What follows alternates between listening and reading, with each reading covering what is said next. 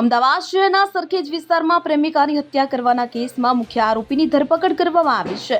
મળતી માહિતી મુજબ સગીર પ્રેમિકા વારંવાર આરોપીને લગ્ન માટે દબાણ કરતી, પરંતુ પ્રેમીએ લગ્ન કરવાનો ઇનકાર કર્યો. આ મુદ્દે બંને વચ્ચે પ્રેમ લગ્ન માટે ઘણીવાર ઝઘડો થતો હતો, જેના કારણે પ્રેમીએ ઉશ્કેરાઈને સગીર પ્રેમિકાની છરીના ઘા ઝીકીને હત્યા કરી હતી. જે બાદ મુખ્ય આરોપી અજય ઠાકોરે તેના મિત્ર સાથે મળીને સગીરાની હત્યા કરી હતી અને મૃતદેહ કેનાલમાં ફેંકી દીધો હતો.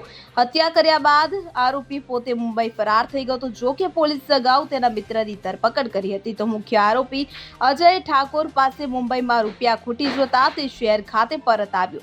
તે દરમિયાન પોલીસે આરોપીને દબોચી તેની ધરપકડ કરી લીધી. આરોપીની ધરપકડ કરવામાં આવી છે. કોણ છે આરોપી, કયા ગુનાનો આરોપી છે, ક્યાંથી ધરપકડ કરવામાં આવી, હત્યા કરવા પાછળનું આખું કારણ શું? એમાં એવું છે, થોડા દિવસ પહેલાં સરખેજ પોલીસ સ્ટેશનની હદમાં એક હત્યાનો ગુનો દાખલ થયેલો હતો અને જેમાં જે મરણ જનાર જે સગીરભાઈની હતી એની હત્યામાં એક સહારોપી હતો. એ સહારોપીને અગાઉ હિતેશ પોપટભાઈ ઠાકોર એને અગાઉ ધરપકડ કરવામાં આવેલી હતી અને મુખ્ય આરોપી જે ઈશ્વર પોપટભાઈ ઠાકોર છે એ તે દિવસે હત્યા કરીને ભાગી ગયેલો હતો.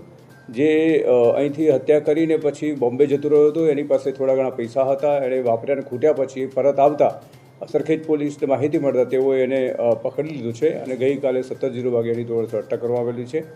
ખરેખર બનાવનો હેતુ એવો હતો કે જે આરોપી છે એ અને મરણ જનાર બંને સાથે પ્રેમ સંબંધ હતો અને પ્રેમ સંબંધ પછી હવે જે મરણ જનાર છે એ આગ્રહ કરતી હતી કે તું મારી સાથે લગ્ન કરી લે અને એના કારણે બંને વચ્ચે બોલાચાલી થતાં ગુનો બનેલાનું અત્યારે તપાસમાં જણાવ્યું છે.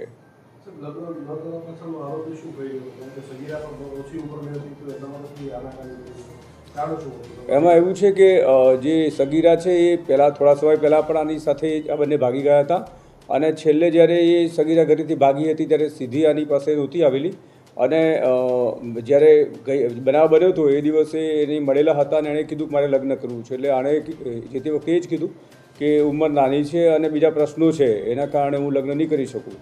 એટલે આણે કીધું લગ્ન નહીં કરે તો પછી બીજા પ્રશ્નો ઉપસ્થિત થયા. એમ બંને વચ્ચે બોલાચાલી થઈ. બોલાચાલીમાં જે આરોપી છે એ ઉગ્ર થઈ ગયો અને એણે પોતાની પાસે છરી હતી એનો સૌપ્રથમ ગળાના ભાગે ઘા કરેલો અને ત્યાર પછી એ પડી જતા અને બોથડ પથ્થરથી માર મારી અને હત્યા નિપજાવેલી હતી. રુસ્તમ શેખ સાથે CN24 ન્યૂઝ અમદાવાદ. હવે જુઓ દેશ દુનિયાની તમામ ખબરો તમારી આંગળીના ટેરવે. ઉઠાવો મોબાઈલ અને Google Play Store પરથી ડાઉનલોડ કરો અમારી CN24 ન્યૂઝ મોબાઈલ એપ.